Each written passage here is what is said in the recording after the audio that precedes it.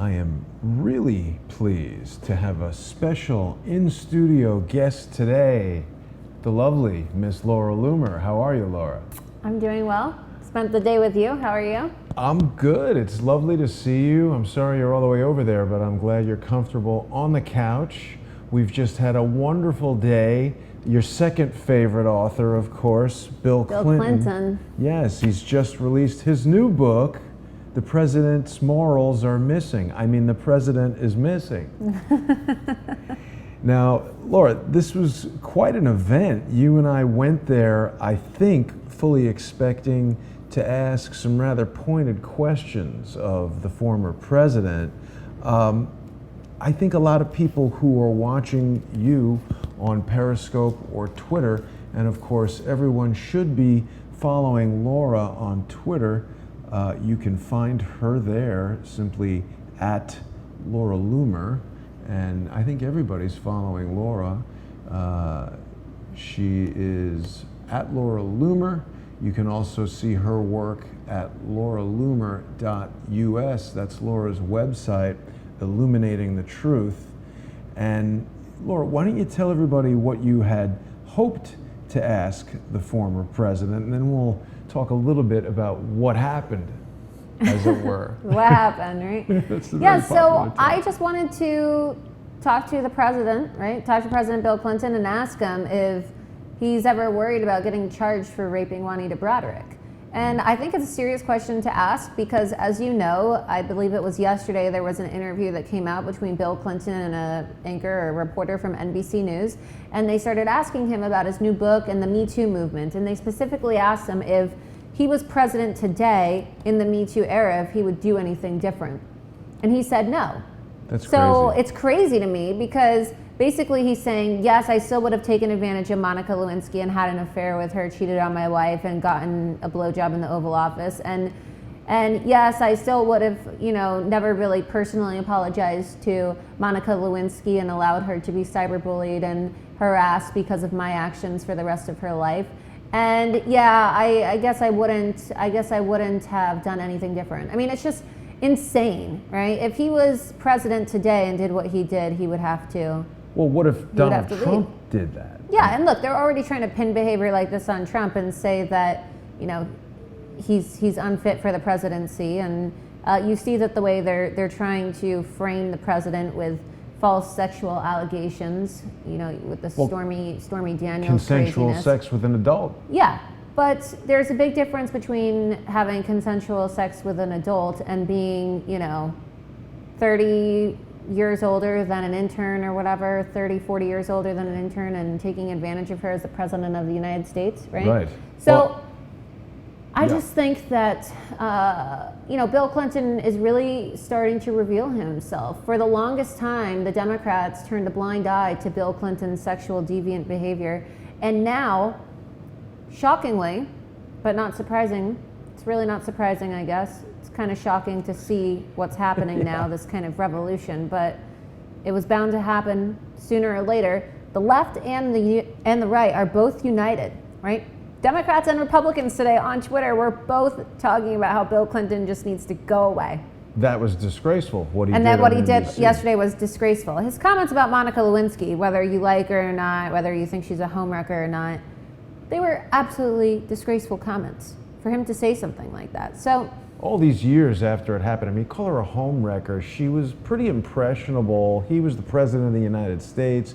She was what, 20, 22? Yeah, but imagine being that young and, people make mistakes when they're younger. Imagine being that young and having a relationship with the president and then, just being marked for the rest of your life. Right. Essentially turned into a joke or a meme for the rest of your life. So it's... Is Monica Lewinsky married? I imagine it must have been I don't think so, but it's probably very difficult for her to date. Right. People would have been, through her 20s at least, people would have been kind of like, oh, you're, either intimidated or feel like she's tainted. She was all over the news. It would be embarrassing for her. Yeah.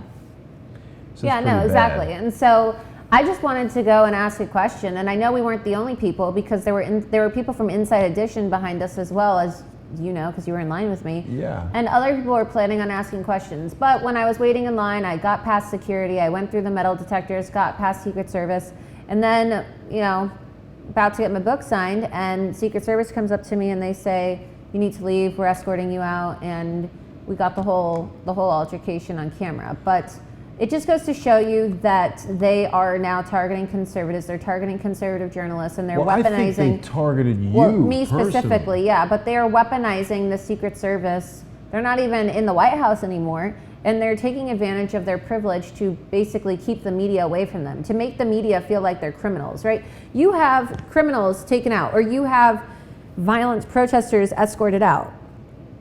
Clearly, it wasn't a threat. A violent threat, because I was scanned before coming in, just like everybody else, and there was no weapon. They took your bag. You couldn't even bring anything in with you, besides, you know, your phone. Yeah. And I followed all of the rules, so there was really nothing for them to worry about. And they really just pinpointed me, and they wouldn't give me an answer as to why they were kicking me out. It was quite pretty disgraceful. Disgraceful. You're yeah. going to have that on Gateway Pundit later, and I'm trying to bring that up, but it seems like Gateway Pundit wants me to have Flash to do that, so we'll wait for later. Laura, why don't we show everybody just real quickly the video that you did on Periscope. People who are following you on Twitter have seen this, of course, but let's bring up this Periscope video here for everybody to watch. It's around your phone. I didn't want to. All right, really? I got it. Okay, you're live. Hey everybody, so Laura Loomer here. I'm currently standing in front of the Barnes & Noble in New York City on 5th Avenue, and I waited in line for about 5.5 hours, and I showed up early this morning to get a copy of Bill Clinton's new book that he wrote with James Patterson. It's called The President is Missing. And I was able to get a wristband, and I was inside, and I got through security, and I was just about to go up towards the area where Bill Clinton is signing books, and then all of a sudden I hear Secret Service on their radio, and they say, we need to immediately escort someone else.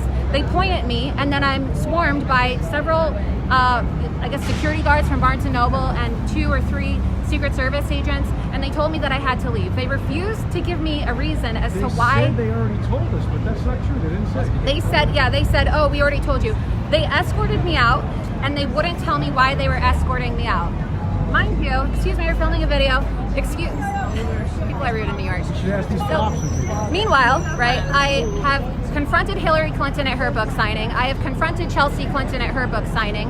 And I have confronted James Comey and Huma Abedin at book signings as well. But Bill Clinton, the guy who had the nerve yesterday in an interview with NBC to tell women of America, women of the world, everybody in this country that he had nothing to apologize for when he participated in a sex scandal with an intern, right? This guy literally told the world that he had nothing to apologize for and that he was the victim. He just had a female journalist escorted out of his book signing event because Bill Clinton is a coward, Bill Clinton is a sexual predator, Bill Clinton is a rapist, and he just doesn't have the balls to answer to the media, and he doesn't want to speak for his crimes or speak to any journalist. So, you know, here we are. Strong words from a strong young lady, Laura, calling Bill Clinton out, calling him a rapist, a sexual predator. I mean, it's all true, and it's also true that he's clearly afraid of you. It wasn't a matter of being a right-wing journalist. Today, it was a matter of being Laura Loomer. Yes. They came right over to us, okay? And people will see this when they go to Gateway Pundit later. You're going to have this video exclusively on Gateway Pundit. Yes. And people can, of course, go to your Periscope channel, and they can get there quite easily by your Twitter handle there, @Laura Loomer, so they can watch that video in its entirety. But basically, they, the video is going to show a person who looks to me like a Bill Clinton staff member. He did not look like he had the stature, not that I'm one to criticize that, but he was a petite guy. He seemed more like an office guy than a Secret Service guy. So it was like a Bill Clinton staffer who went over to the Barnes & Noble security, who then approached us with a Secret Service guy standing behind them, and it was obvious. This was a man mountain with a thing in his ear, the radio, and he had the Secret Service lapel pin. So it was clear that if you weren't prepared to cooperate. They were going to physically remove you from there, but of Yes. course you were very professional and you left when they asked you to, but they never told us why you had to leave. They just said, leave. Yeah, no, that's the typical protocol, I guess, for them, right? That's kind of how these people work, is they'll find an excuse to kick you out and they won't tell you why they're making you leave, and you'll be standing there peacefully or just asking a question, and they'll have you removed. Hillary Clinton had me removed after I asked Huma Abedin when she was going to divorce her husband for sexting underage girls. I mean, it's a legitimate question. Are you going to stay with a man who basically engages in you know, predator-like behavior with minors?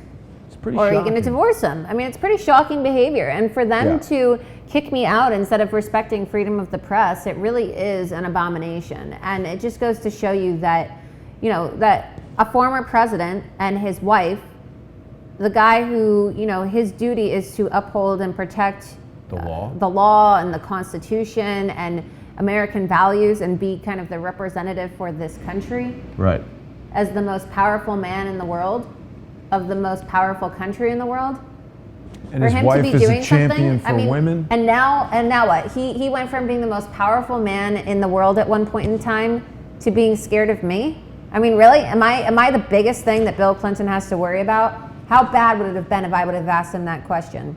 It's not like I'm planning on going into the event and screaming, oh, Bill Clinton is a rapist, and, you know, disrupting the event. No, I really wanted to ask him a question, just like you asked him a question. Well, and we'll play that in a minute. He definitely would not have answered the question. I mean, really, Bill Clinton, if you're watching, the smarter thing to do would be just let Laura ask you the question and, you know, laugh it off or ignore it and look stupid for a second. Because now what's going to happen is that video that we just played is going crazy viral and everybody is seeing it, and Bill Clinton does not look good as a result of having you removed. I mean, Laura, you have sparked a lot of controversy in some of the stories that you've been digging up, and you are not afraid to confront people like Joe Lombardo or Senator Deutsch or any of these guys. You just get right up in their grill. And as a result, you're a little bit of a controversial figure. Some people are taken aback by that, but I, for one, love that about you. You're not afraid to get in there. You're doing some of the best hard-nosed investigative journalism that anybody is. And if Bill Clinton had just let you come in there and ask the question, he could have ignored it. Everyone's going to know now that he threw you out. And I think you are a fantastic role model for women who want to be in the professional world. Journalism, just one example, but you're just not afraid to get in there. You're not intimidated by these big Secret Service guys or whoever it might be. But you know, there was a moment there where it looked like we both might get thrown out, and I just wanted to ask Mr. Clinton this brief question, and luckily... Yeah, and it's interesting how we came in together, right? So for everybody watching, Jason and I, we came in together. We arrived this morning, we waited outside for about 5.5 hours. It's crazy.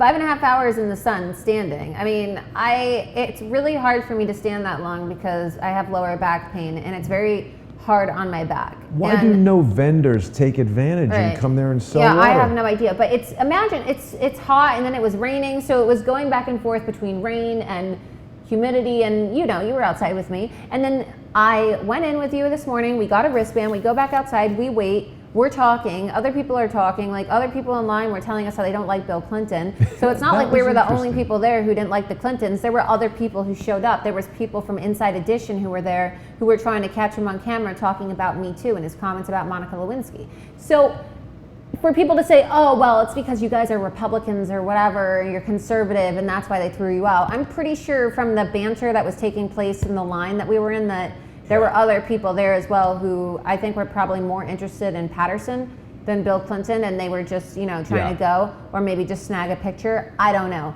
But there were many people, as you know, talking garbage about Bill Clinton, as they rightfully should do. But they didn't take you out either. So when they escorted me out and I said, hey, Jason, film this, they knew that we were together, but they still let you go in.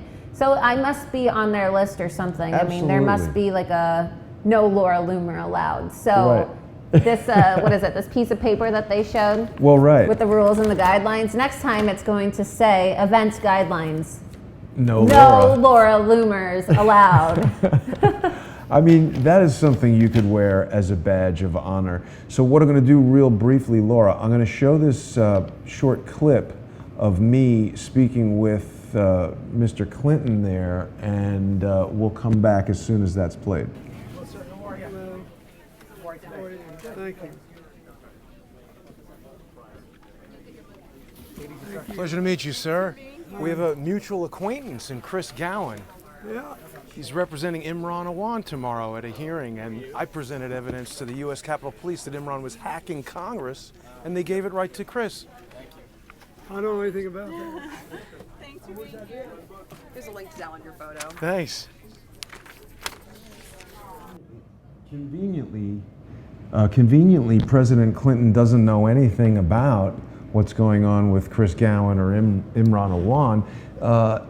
Interestingly enough, there is a story right now that's just come up on True Pundit, which is telling us that apparently Imran and Hina are set to strike some kind of a plea deal. So I mistakenly told ex-President Clinton that the hearing was tomorrow. The hearing was actually set for Thursday, but now it seems with a plea deal in the offing, we're not going to be seeing Mr. Awan back in court until July 3rd, which is possibly another date selected to make it super inconvenient to go there if you're from out of town. But I'll be interested to see what Imran Awan has to say. So, Laura, what's next? Are you going to continue to go to these book events, or do you want to keep your moves kind of Well, secret? I'm going to continue loomering people. And look, book events are a great place to encounter people and confront them, because for me, look, I mean, I'm being recognized left and right. I'm officially out of hair colors, all right? So I'm either going to have to start wearing wigs or get a makeup artist or do something, because you know, they recognized me. And it was interesting because going into this today too, I was thinking about wearing a wig because we had been discussing this. But then I thought, no, I kind of want to see like if I'm at a point now where I can't do this anymore just on my own, right? So it was kind of a test as well to see if I would be recognized. And I was wearing sunglasses at the time too, but I guess even just with my hair now and my sunglasses, were you wearing sunglasses part of the time, but not through Secret Service. I was able to get through. So I think now I'm definitely a little too well known in this, by a lot of these people. So now I'm going to have to wear a disguise for sure. But I want other people to do it as well, because imagine if we had more people who were just courageous enough to go in there and film a little video like you did or ask questions like I did. I mean, they're not going to know who everybody is, and they're definitely not going to know what's going on. So I would encourage people to show up and ask questions. Bill Clinton is having another book signing in New York, in Westchester actually, on the 17th, I believe, of June. And that's actually right near where I live, but I guess they're going to have hounds there they're probably going to sniffing have for like you. dogs sniffing for loomers. But it's important that we let everybody know we're not encouraging anyone to do anything untoward to Bill Clinton or any celebrities. But that's the point. Just is ask them a question. Just ask a question. There's nothing nasty about what I'm doing. And so they call me a provocateur. Some people they call me a protester, an agitator. No, the left sends in people to some of these events to disrupt, right? But they don't ask Look questions. what they did to just Milo. They shout things. Like there's a guy who works for some liberal organization. His name is Ryan Clayton, right? And he goes to these events and he causes a disruption, often puts his hands on people, and actually throws objects at people. That's crazy. Like he threw Russian flags at Trump. And he does this over and over again. I have never thrown an item at anybody, right? I've never tried to harm anybody. I would never endanger anybody. I would never threaten to harm a person that I was confronting, right? I would never do that.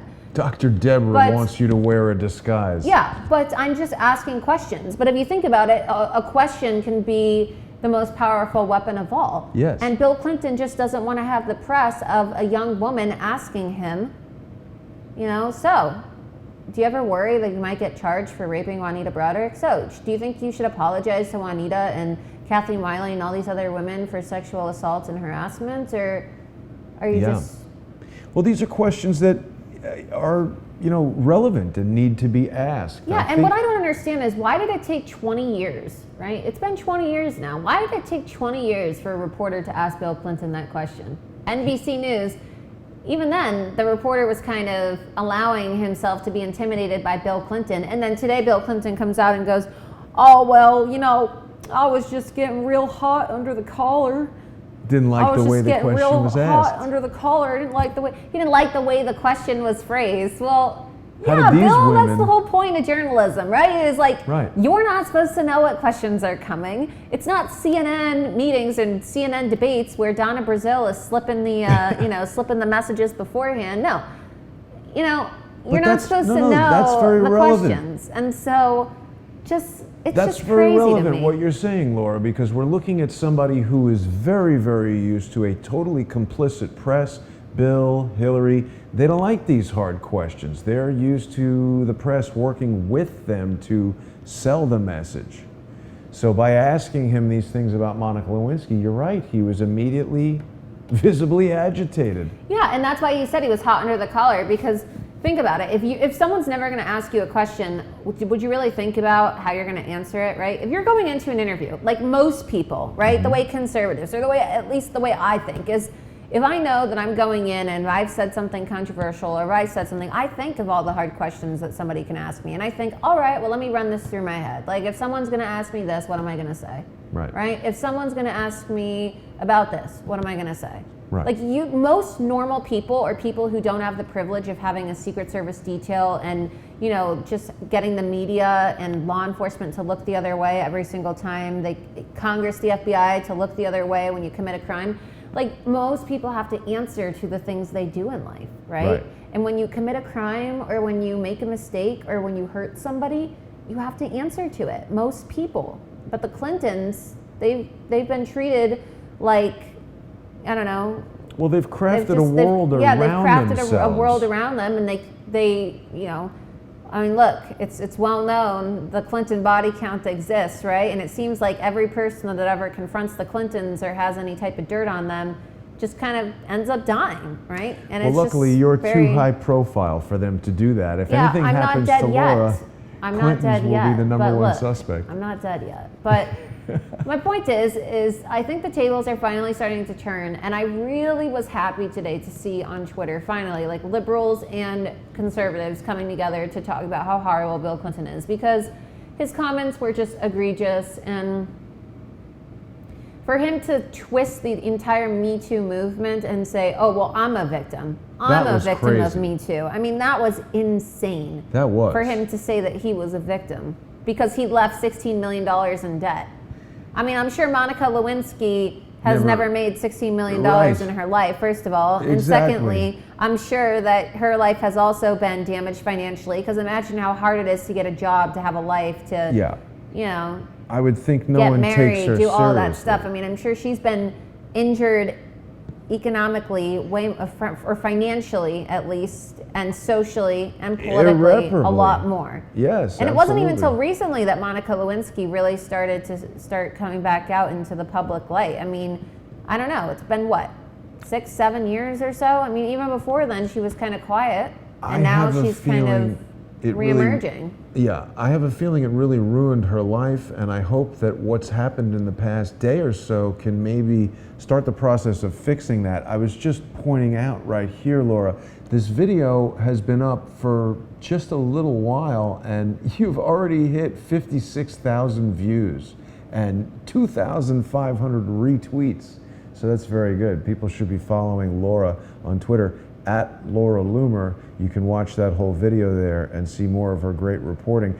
You know, it's interesting, Laura. We're talking about how Bill Clinton was the president of the most powerful country in the world, and now he's afraid to even answer a question from you, literally fearing Laura Loomer. You've also been striking fear into the heart of powerful figures in Las Vegas, like Joe Lombardo, and unfortunately, the Wonder Loomer invisible jet was in the shop today, so we could not go from this Barnes & Noble New York City event to the Joe Lombardo luncheon. men's- Yeah. So Joe Lombardo, the sheriff of Clark County in Vegas, he's running for re-election. The primary is on June 12th.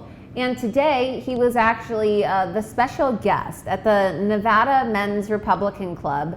And it was just so funny to me because, you know, I don't know how people are just so blind, or maybe they're just unwilling, or maybe they just really don't know what's going on, right? Because the media in Vegas just doesn't want to talk about it. But it's incredible to me just kind of how complicit everybody is in this guy's utter bullshit. Well, he's a Joe criminal. Lombardo is being endorsed by Sisolak, right? Who's running for governor as a Democrat in Nevada.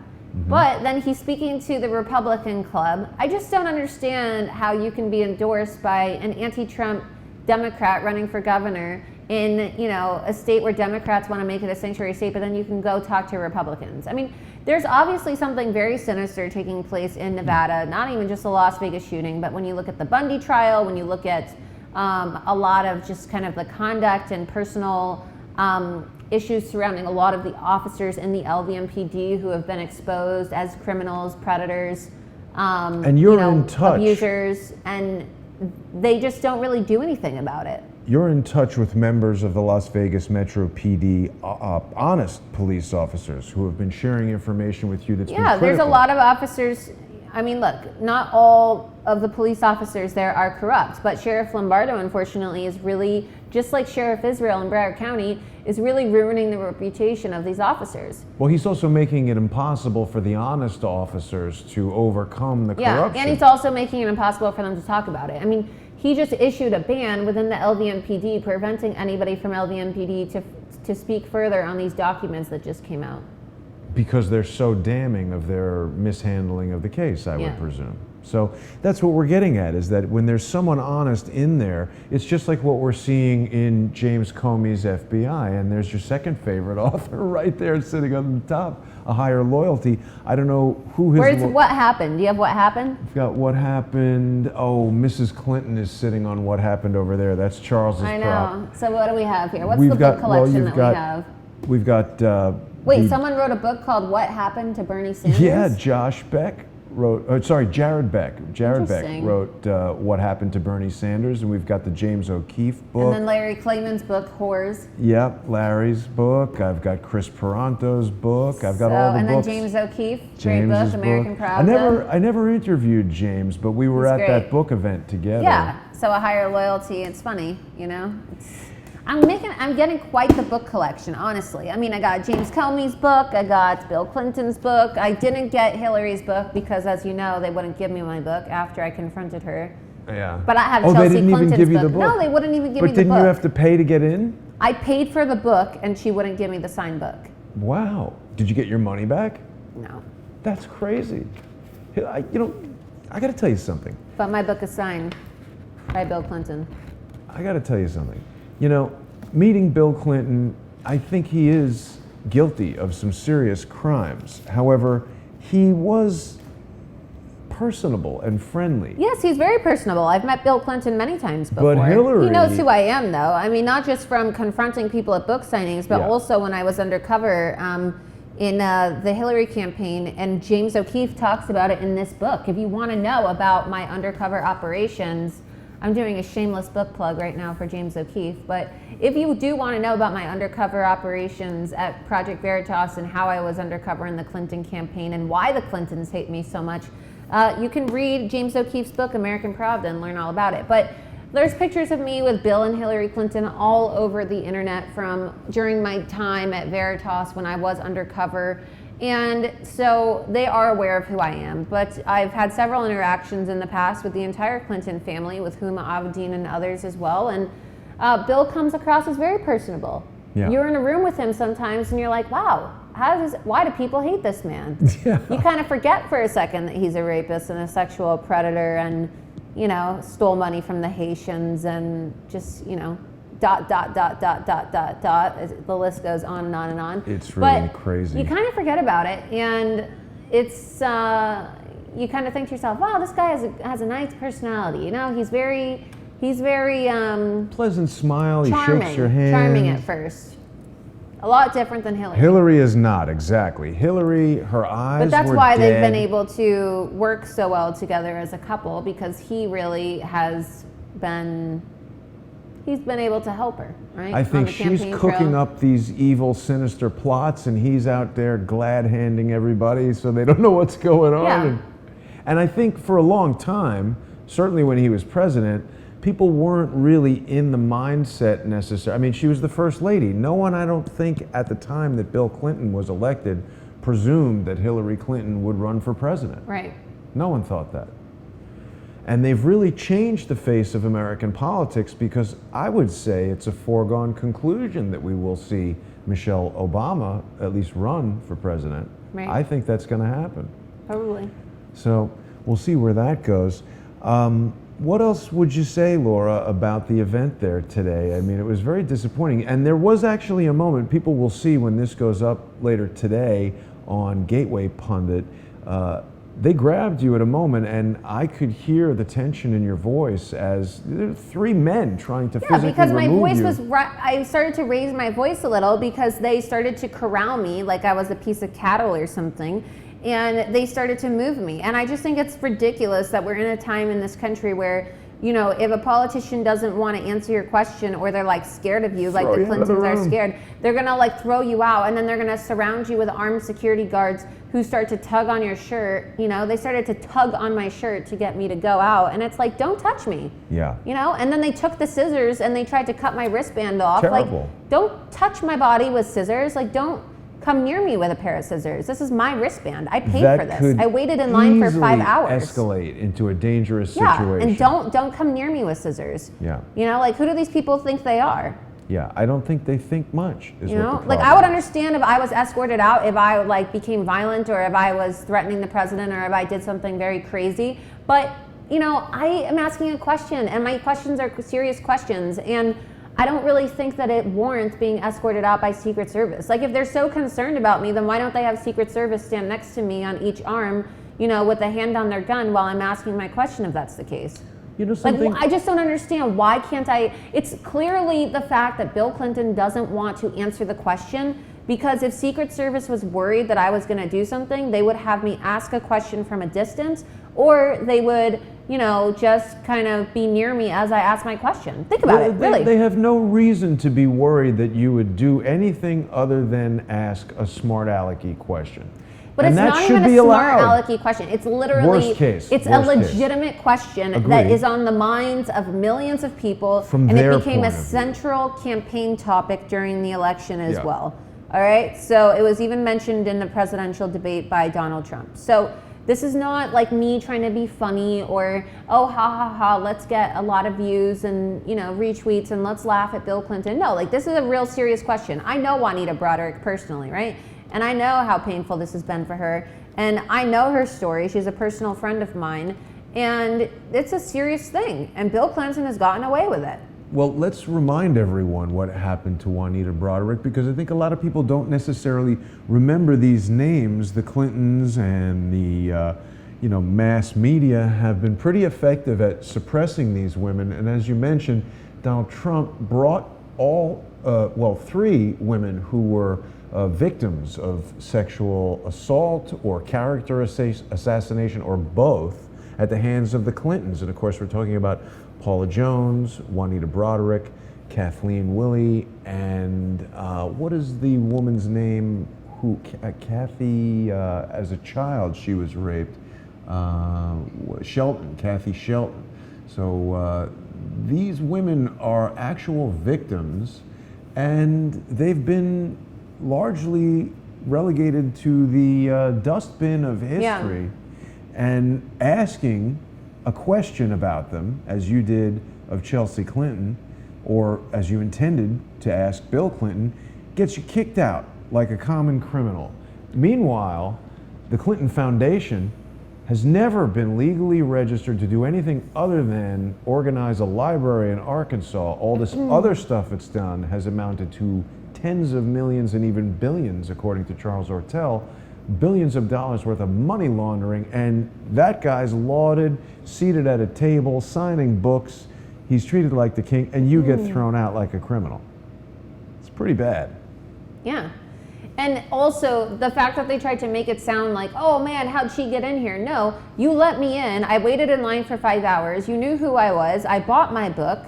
You know, you basically saw my ID. You let me in. You gave me a wristband. I went through security, where Secret Service basically, they take your bag. So I had to give my bag to them, and they put it on the side. They searched me just like they did everyone else. Secret Service let me in, right? And it wasn't until his staff saw me with the Secret Service that were nearby, because, you know, the Secret Service, they only act on command. So if someone tells them to do something, that's what they will do, right? Right. So before the we staff deconstruct members, that right. part, Okay. before we deconstruct that too much, certainly it was the Secret Service on the radio taking or giving instructions. I think they probably can act autonomously to some extent if they think the president can, but it was is pretty in obvious danger. that Bill Clinton's staff member gave the I agree. directive to have But me it was the escorted out. Secret Service directing your ejection. And what I'm wondering is, you know, Barnes & Noble, of course, could say, well, we're a private store and we reserve the right to refuse entry to anyone Yeah. for any reason or whatever. But at what point does it become an actual abuse of your rights to freedom of speech? It's a suppression of your First Amendment rights. Yeah. And who's responsible for that? If it's the Secret Service, that's a government agency. And is the U.S. government suppressing your right to ask Bill Clinton a question in what is essentially a public space? You don't have to be a member of Barnes & Noble to go in there. No, it said it was open to the public. And if you look at the paper again, it says, please join us for a book signing. It didn't say that it was private. And then look at, they gave me the wristband, like I said, too. So, like I said, again, and I'll say it again, so for them to do this, it's not only a violation of my First Amendment right, but it's also just, you know, it's like targeting. They're targeting conservatives. They're targeting specific people simply because they don't agree with them politically. Yeah. Isn't that exactly what the IRS got in trouble for? It is, and the fact that you're there in a journalistic capacity. See, here's something that I hear, you know, you and I get into some controversial stuff and we ask questions and we go places and we put pressure on people who don't like having pressure put on them, and it results in some people loving us and some people hating us. And I've heard it said to me, I've seen rude comments coming to you, oh, you're not even a journalist. That is a totally invalid comment, because first of all, if being a journalist is Anderson Cooper or Rachel Maddow or the New York Times, I don't want to be that. Secondarily, let's look at, you know, in other words, if you wanted to be a doctor, you don't just walk into the hospital and start doing surgery on people. You got to go to years of school and get certifications and accreditations.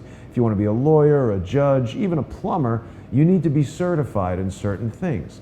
But there are certain professions, if you pick up a camera and take a photograph, guess what? You are a photographer. Yeah, but the thing about it is I actually went to journalism school. I have a degree. And so I love when people say, oh, you're not a real journalist. Like, you didn't even go to journalism school. Like, I went to college and I majored in broadcast journalism and broadcast communication, right? So television journalism. I have a degree. I graduated summa cum laude, top of my class, 4.0 GPA. Wow. You know, I minored in political science. So when people say, "Oh, you're not a real journalist," well, when I was a senior in college, I was working full time while going to school full time too. So I was taking 21 credits and also working 40 hours a week as well at the news station, the Fox station in Miami. Wow. So, you know, like, I have experience. I've worked at various places before. I'm doing independent journalism now. But just because I don't work for a major news corporation or a major news organization doesn't mean that I don't have a degree in journalism, and it also doesn't mean that I've never worked for a news organization. I've worked for Fox News before, but I left to go work for Project Veritas. And you know I what? love Project Veritas, and I worked with them for about 2.5, 3 years, and then I went to Rebel, and then I just started doing my own thing because I realized that I wanted to kind of have my own brand and have my own editorial control. And I think you've done an amazing job of doing that. I didn't know all those credentials, and that's impressive. I should have known that, and the people watching should know that as well. That just further discredits the people that are saying you're not a real journalist. Yeah, but they don't want want to look, facts are poison to these people. They don't want to go online and type in some information or even ask me, so did you go to school? So do you have a journalism? But wait, I don't even think that's what makes you a real journalist. I think the fact that you're going out and finding stories and finding information and reporting it, even without those impressive credentials, you are a journalist if you're doing that. If someone goes and interviews someone and reports that, that is journalism. You are acting in a journalistic capacity. And I don't believe there is a technical or legal definition of what a journalist is other than someone who's engaging in a journalistic activity. So anyone can be a journalist, and if someone doesn't like what you're doing, that doesn't make you not a journalist. They might not like your style, they might not like your politics, they might not like the questions that you ask, but you are really getting to it. I think someone once said that asking people questions they don't want to answer is journalism. Everything else is public relations. Yeah. Pretty good. Well, Laura, I mean, it was an interesting afternoon. I wanted to get this broadcast out so that people could understand what it is that you went through earlier today. I definitely want to encourage people to go and follow you on Twitter at Laura Loomer on Twitter, and they can see that full video of you rightfully quite angry outside of Barnes & Noble. And any time now, the actual video of you being ejected from Barnes & Noble will be up on Gateway Pundit. Exactly. They're going to have it exclusively so people can see that there. I will not be reporting on Imran Awan's hearing as I initially expected I would on Thursday, but interesting to see that a plea deal was struck. I was speaking to Thomas Paine at True Pundit just before we started this, and he is speculating that it's possible that Imran Awan may be singing, as it were, telling who was behind all this crime. Right. Singing like a bird. So that'll be interesting to see. It's interesting how Bill Clinton, James Comey, and Andrew McCabe, and all these guys are they become emboldened as we. I just think it's super funny. You should honestly just clip that part of the audio where he goes, "Yeah, well, I don't know anything about that. I don't know anything about that." We played that earlier. It's just such a hick. I don't want to sound rude, but he's just has such a, for a guy who went to Yale and a guy who was president of the United States, he really does talk like a. I think that's one of the things. I don't know how to even describe it. He just doesn't sound very presidential. Exactly. Look, I'm not going to go after his voice, but it's just funny because, that's just all they say, right? Oh, well, I don't know. I can't give you an answer. I don't know about that. And I'm willing to bet you Bill Clinton knows a lot. Well, when you consider that one of the only photographs of Imran Awan was him with Bill Clinton. I mean, one of the only photographs on the internet of Imran for the longest time before he got arrested and all that stuff was this photo of Imran and Bill hanging out. I think he knows more about Imran Awan than what he was letting on. Yeah. And he definitely knows Chris Gowan.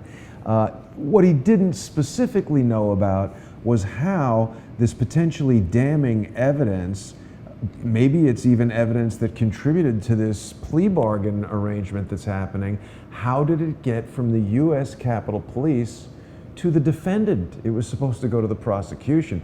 Bill looked joyful that he didn't know anything about it. He's like, that's one crime I don't know anything about. So, or maybe he's not telling the truth, who knows?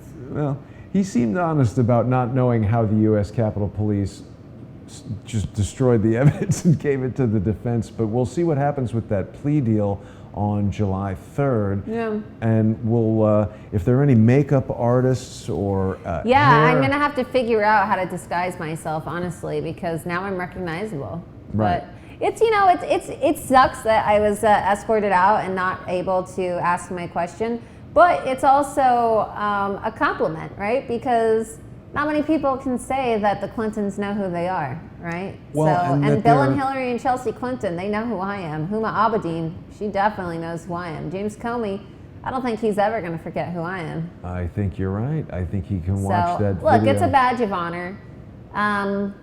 It just goes to show that they're weak, right? He's willing to sit down with people who give him cushy questions and Well, I think it shows that you're getting to the heart of these matters. These Yeah. people don't want They don't want to talk answer about the it, but questions. you know, it is what it is. Yeah.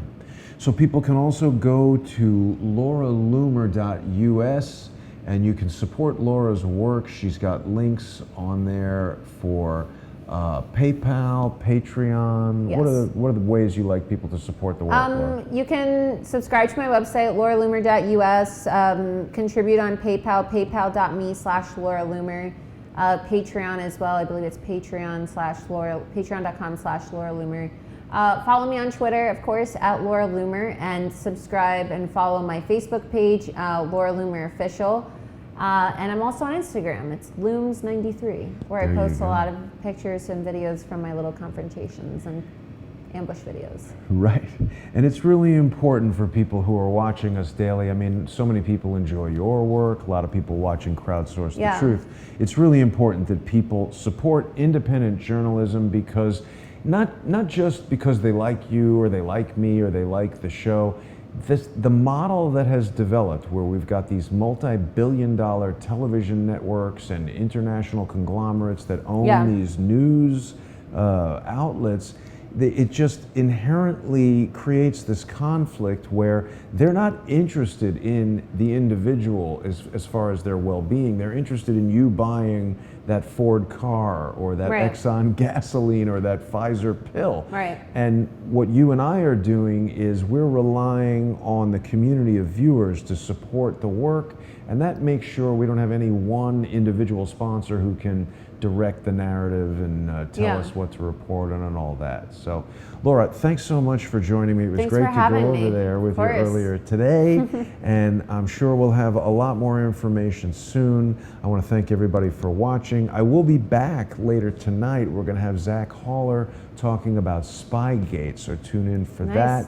That's going to be at 10 o'clock tonight. Zach's on the West Coast. So Great. thanks for watching, everybody. I'll see you later tonight.